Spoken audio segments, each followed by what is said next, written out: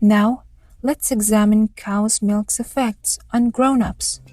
Lactose is the main carbohydrate or sugar in milk, and a staggering number, 3 out of 4 adults in the world, are unable to break down the substance, a condition commonly known as lactose intolerance.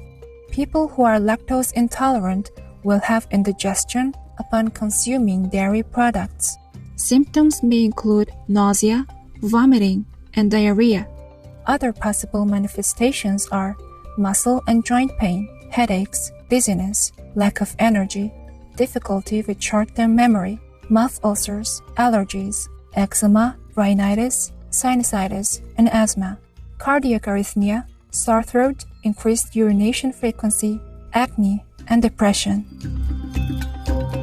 Dairy cows may be injected with synthetic hormones such as recombinant bovine growth hormone, or RBGH, that increases their milk production up to 12 times more than they would naturally produce to feed a calf.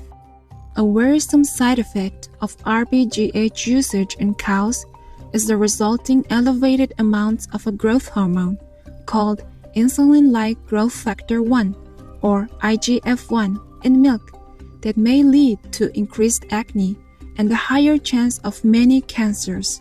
Studies in diverse populations have shown a strong and consistent link between high levels of IGF-1 in the blood and the risk of breast, prostate, and colon cancer. Cruel and unnatural practices are utilized to extract extra milk from cows, like automatic milking machines, and antibiotics are used to treat the resulting udder infections, also known as mastitis, in cows. A study published in the journal Public Health Nutrition that examined conventional retail milk produced in the U.S. found traces of antibiotics, including 2 banned from use in dairy production in America in some samples. Up to 60% of the milk tested had traces of 1 or more pesticides. Dioxins are highly toxic chemicals that are extremely harmful to health. The World Health Organization says dioxins are unwanted byproducts of a wide range of manufacturing processes, including smelting, chlorine bleaching of paper pulp, and the manufacturing of some herbicides and pesticides. In terms of dioxin release into the environment, uncontrolled waste incinerators, solid waste, and hospital waste are often the worst culprits due to incomplete burning.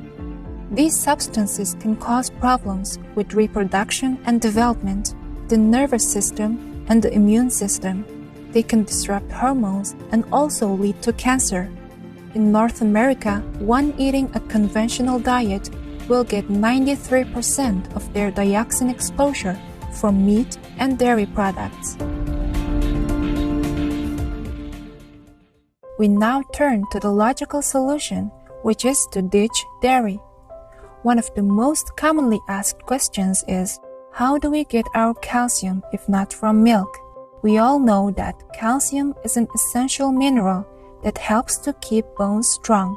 As our bones perform their regular remodeling process or bone tissue replacement, we need to keep bone density high.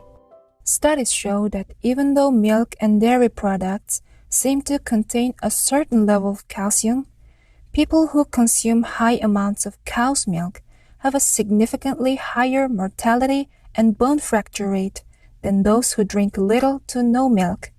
Milk and dairy contain animal proteins that produce acid when they are broken down.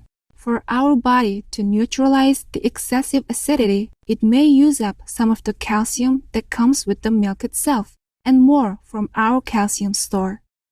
In the U.S., the recommended dietary allowance, or RDA, for adults each day is 1,000 milligrams. The UK's National Health Service advises a daily intake of 700 milligrams, and the World Health Organization recommends 500 milligrams of calcium per day.